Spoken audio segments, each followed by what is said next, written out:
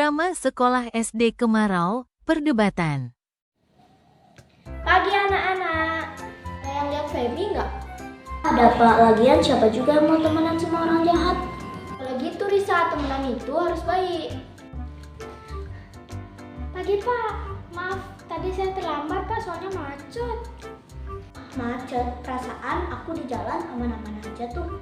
Alasan aja tuh Pak, tadi aku lewat rumahnya dia, aku ketemu ibunya, terus katanya dia bangun siang, ini buktinya.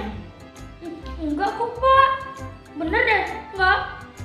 Ada bukti loh. Sudah, kalian ini. Femi, tugas yang kemarin kamu udah buat belum? Alasan aja kamu nih, bapak hukum kamu ya.